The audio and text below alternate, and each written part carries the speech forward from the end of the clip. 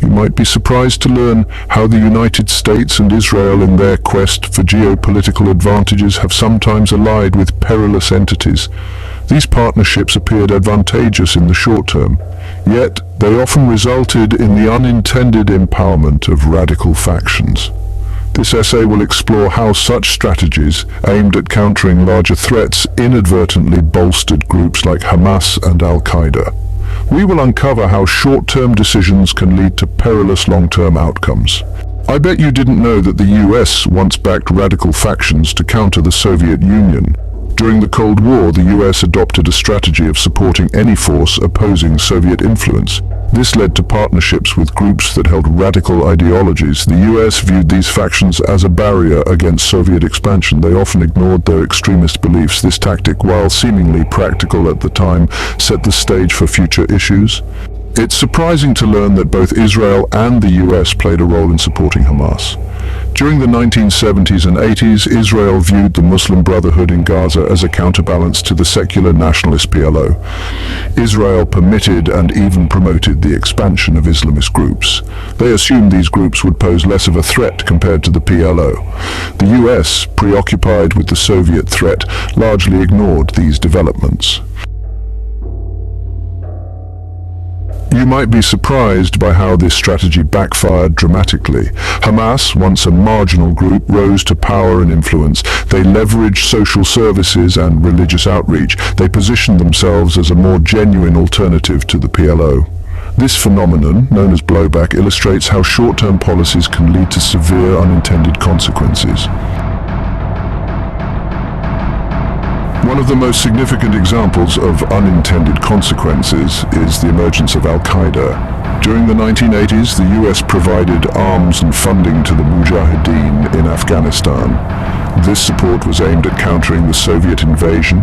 Among these fighters was Osama bin Laden, who would eventually establish Al-Qaeda. The US viewed the Mujahideen as freedom fighters. They overlooked the risks of backing a movement with extremist factions. Did you realize the US invested billions of dollars into Afghanistan? These funds were used to purchase weapons and exert influence. Unfortunately, it also led to widespread corruption and instability. Afghanistan turned into a sanctuary for extremists from all over the Muslim world. These combatants, trained and battle-hardened against the Soviets, eventually redirected their focus towards the US. I bet you didn't know the full impact of the US pulling out of Afghanistan after the Soviet defeat. This withdrawal led to a power vacuum. The Taliban, a harsh and oppressive regime, filled this void. They provided a sanctuary for Al-Qaeda. This enabled them to orchestrate the 9/11 attacks. You might be surprised to learn how the 2003 invasion of Iraq inadvertently empowered radical groups. The invasion destabilized the region and created a power vacuum. This vacuum was filled by sectarian militias and extremist groups, including Al-Qaeda in Iraq, the precursor to ISIS. The Syrian civil war became a breeding ground for extremist factions. In an effort to topple the Assad regime, the US and its allies backed various rebel groups. Some of these factions were linked to Al-Qaeda and other extremist entities. This strategy, though aimed at a specific goal, risked bolstering dangerous elements. I bet you didn't know the far-reaching consequences of these short-sighted policies. The region is engulfed in turmoil and unrest. Radical factions continue to endanger global peace. The US and its partners are now grappling with the repercussions of their previous decisions.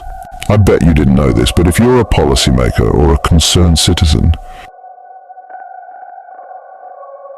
the US and its allies must learn from these errors. Backing extremist factions, even for short-term objectives, is a perilous strategy. A more enduring approach to foreign policy demands a long-term vision. It necessitates a dedication to diplomacy, development, and the advancement of human rights. Only then can we aspire to build a more secure and stable world.